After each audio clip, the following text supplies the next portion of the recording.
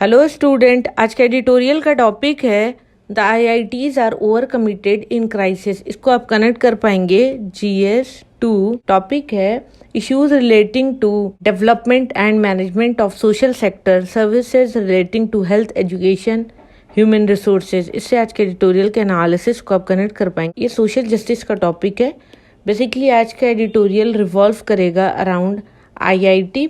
सबको पता है आईआईटी क्या है, इंडियन इंस्टीट्यूट ऑफ टेक्नोलॉजी। और इसमें अब ये क्या कर रही है, आईआईटीज इंडिया में तो इसने एक्सपेंड किया, इसके अलावा भी ओवरसीज़ में भी इन्होंने अपने कैंपसेस खोले हैं।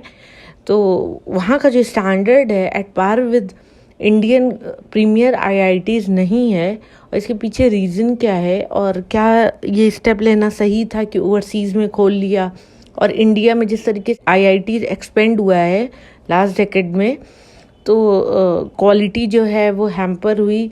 तो इस तरीके का expansion on the cost of quality सही है या नहीं है, इसके ये राउंड आज का एडिटोरियल रिवॉल्व करेगा। आते हैं आज के एडिटोरियल के एनालिसिस पर।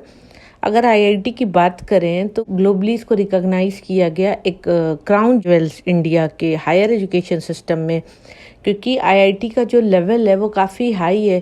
सिर्फ एक आईआईटी ऐसा इंस्टीट्यूशन है जो इंटरनेशनली रिकॉग्नाइज किया गया है और सब लोग इसे एक रिस्पेक्टफुली इस इंस्टीट्यूशन को देखते हैं। और आईआईटी ऐसे लीडर्स को भी प्रोड्यूस किया है हाईटेक में और उसके रिलेटेड फील्ड इंडिया में भी और अब्रॉड में भी, जिसकी काफ़ी इज्जत। अगर आईआईटी की बात करें तो वर्ल्ड के जो टफेस्ट एग्ज़ाम है हायर एजुकेशन के लिए उसमें से एक है, और इसके एंट्री काफ़ी डिफ़िकल्ट हो जाती है, जहाँ पर मिलियंस ऑफ स्टूडेंट्स अपीयर होते हैं इस एग्ज़ाम में एंट्रेंस के लिए हर साल। और compete करके सिर्फ 17,385 को आईआईटी मिलते हैं, आईआईटी कॉलेजेस मिलते हैं 23 आईआईटीज में से। फिर भी अब आईआईटी सिस्टम की अगर हम बात करें तो अभी सीरियस ट्रबल में है। आईआईटी ने क्या किया, अपने कैंपस को बिल्ड किया है अब्रॉड में भी, इंडिया के बाहर में भी, ताकि इंडिया का जो सॉफ्ट पावर एफर्ट है वो बढ़ जाए। सॉफ्ट पावर बेसिकली क्या होता है, इंडिया के अगर डायस्पोरा मतलब इंडियंस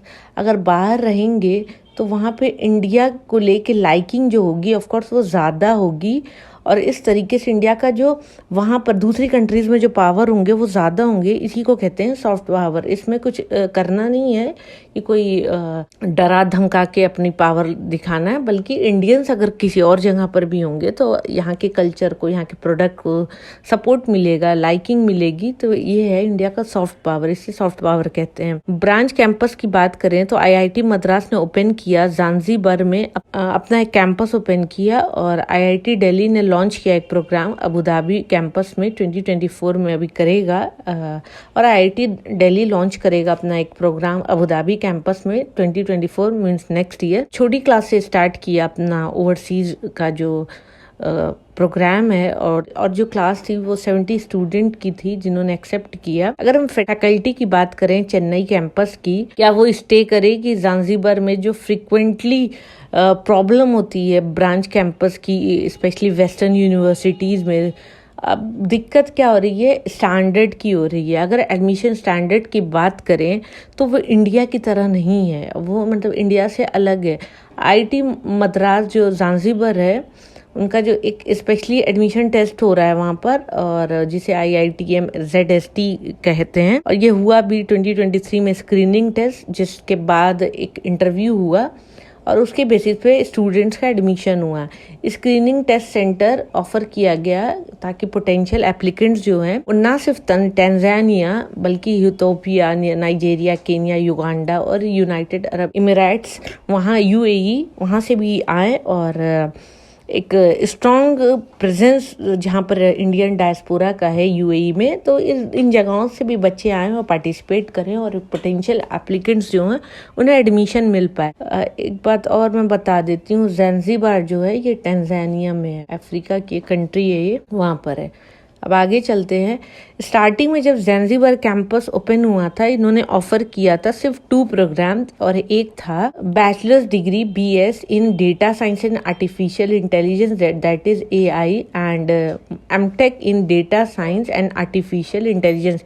ये सिर्फ 2 प्रोग्राम ओपन किया था इन्होंने, और ये ओपन था स्टूडेंट के लिए पूरे वर्ल्ड में कहीं से भी वो आ सकते थे। और एनुअल ट्यूशन फीस थी $12,000 BS के लिए और बैचलर्स प्रोग्राम के लिए, और $4,000 थी एमटेक प्रोग्राम के लिए। सिर्फ 70 स्टूडेंट ऐसे थे जिन्होंने इस कोर्स को ऑप्ट किया। रिपोर्ट बताती है कि रूल्स एंड रेगुलेशन जो IITM ज़ांज़ीबार कैंपस में यूज किया गया है वो एग्जिस्टिंग नॉर्म जो IIT मद्रास का है उसके अकॉर्डिंग है। अपेरेंटली अगर देखें कैंपस अभी रेनोवेशन में है, और क्या वहाँ की जो लेबोरेटरीज हैं वो अप्रोप्रिएट हैं, क्या उन्हें एक्सेस मिल रहा है IT का, इंफॉर्मेशन टेक्नोलॉजी का या उससे रिलेटेड एमिनिटीज़ का। अगर दूसरे अल्फाजों में समझे तो IIT मद्रास जो है वो क्या जल्दी जंप कर गया इंटरनेशनल एरेना में, या फिर सिर्फ बस जंप कर दिया लेकिन उसके पीछे कोई बैकिंग या बैकग्राउंड नहीं है। क्या मोटिवेशन था इस एडवेंचर का, क्या पर्पस था? सिर्फ एंटरप्राइज ताकि वो फंड अर्न कर सके अपने होम कैंपस के लिए, या अपना सॉफ्ट पावर इंडिया इंक्रीज करना चाहता है इस वजह से IIT को ओवरसीज में ओपन कर रहा है? तो ये सारे सवालात हैं, और इन सारी चीज़ों के साथ इम्पॉर्टेंट हो जाता है कि कौन इन्वेस्ट कर रहा है इतना बड़ा बड़ा अमाउंट स्टार्टअप के लिए, एक नई ब्रांच कैंपस के लिए दूसरी कंट्रीज में, ओवरसीज में।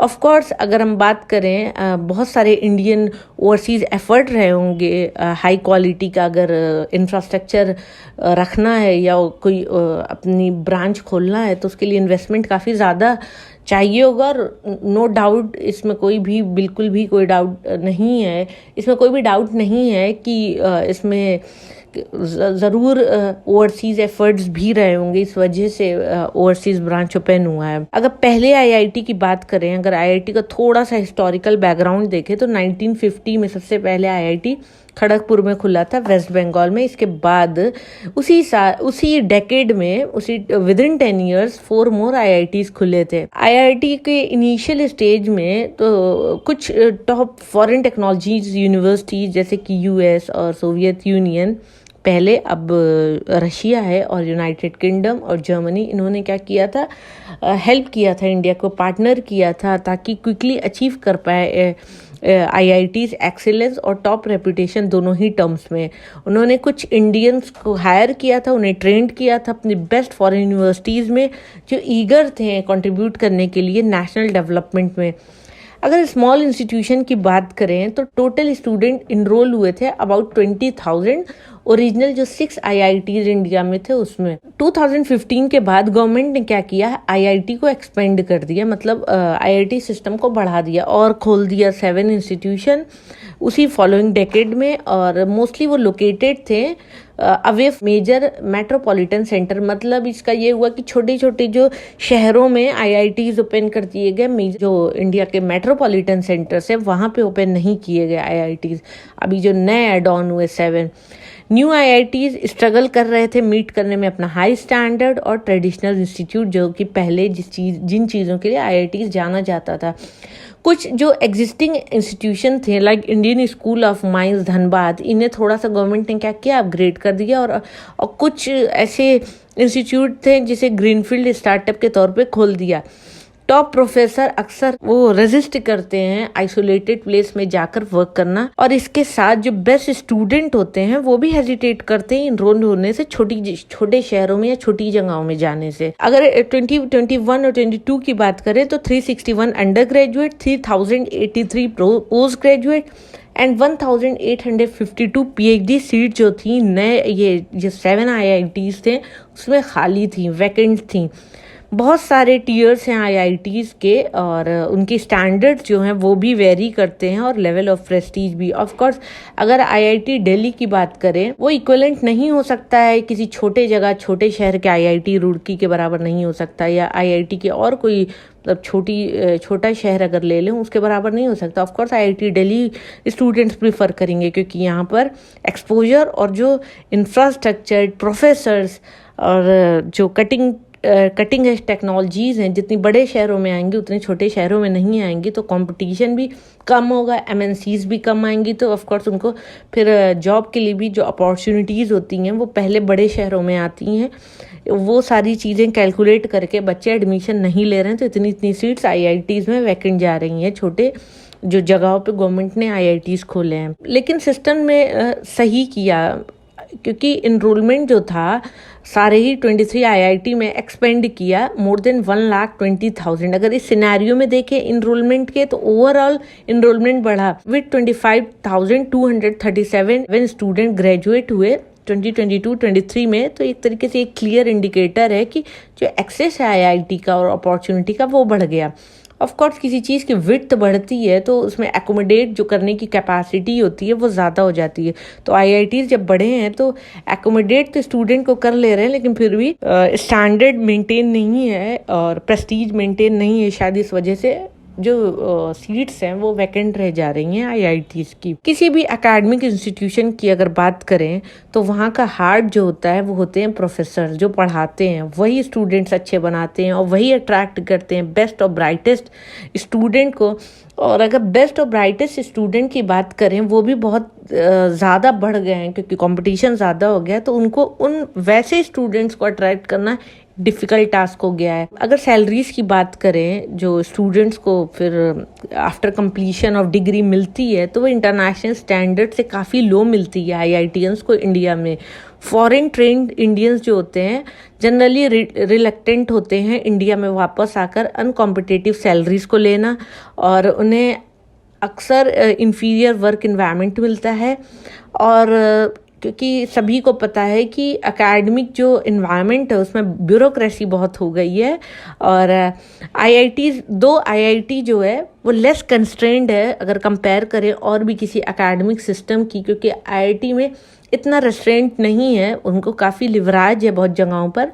अगर टॉप इंडियन टैलेंट की बात करें तो वो अट्रैक्ट होते हैं आईटी सेक्टर में, that is information technology, emerging biotech से रिलेटेड जो फील्ड्स है, लेकिन अकेडमी में नहीं जाना चाहते हैं, या अगर वो इंडिया में काम कर रहे हों या अब्रॉड में।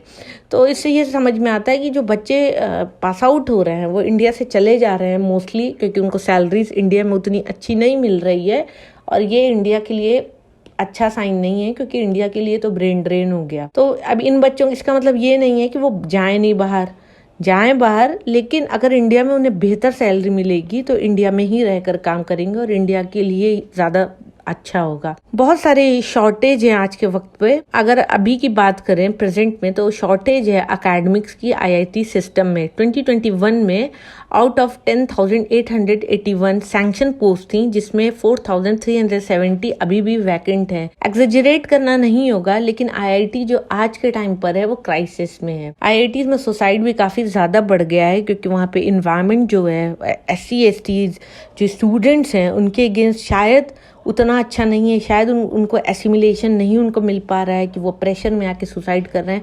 बैक टू बैक 3 मंथ्स में 3 सुसाइड्स हो गई हैं आईआईटीज़ में। अगर क्वालिटी की बात करें तो नए जो आईआईटीज़ आ रहे हैं उनको बहुत सारे चैलेंज फेस करने पड़ रहे हैं, और लॉन्ग रन में अगर इसको सही नहीं किया गया तो जो प्रेस्टीज है पूरे सिस्टम की, आईआईटी सिस्टम की, वो सफ़र करेगी। फैकल्टी क्वालिटी को मेंटेन करना बहुत ज़रूरी है, और अट्रैक्ट करें यंग प्रोफेसर जो कमिटेड रहें आईआईटी आइडिया और इंडिया के डेवलपमेंट दोनों को ही लेकर, क्योंकि दोनों ही चीज़ें काफ़ी इंपॉर्टेंट हो जाती है। क्योंकि आईआईटी को बनाया ही गया था, आईआईटी का इंडिया में सेटअप एग्जिस्टेंस में ही इस वजह से आया था कि इंडिया का डेवलपमेंट हो, क्योंकि इंडिया उस टाइम आज़ाद हुआ था, और उसके बाद एमआईटी का स्टैंडर्ड देखते हुए उसी के हिसाब से इंडिया में आईआईटी खोला गया था। और अभी इंडिया में आईआईटी में यंग प्रोफेसर्स और इंडिया के डेवलपमेंट दोनों ही को अगर नहीं देखते हैं तो एक सीरियस प्रॉब्लम, सीरियस टास्क है, और नहीं अगर देखा तो सीरियस प्रॉब्लम हो जाएगी।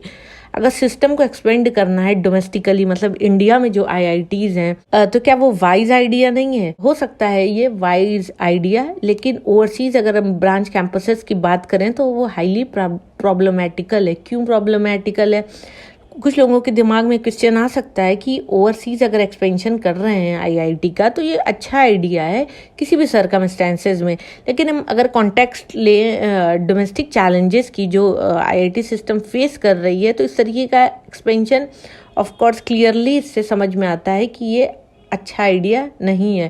क्योंकि जब अपनी कंट्री की ही सिचुएशन सही नहीं हो रही है, हमारे जो कंट्री के जो आईआईटीज़ हैं अगर उनके स्टैंडर्ड लो हो रहे हैं, उनकी क्वालिटी अगर अच्छी नहीं हो रही है, तो फिर दूसरी कंट्री में जाके क्यों खोलना? पहले तो अपनी कंट्री में जो आईआईटीज़ हैं उनको बेहतर करें। तो ये था आज का editorial analysis. Thank you for watching my video. Please like, share and subscribe.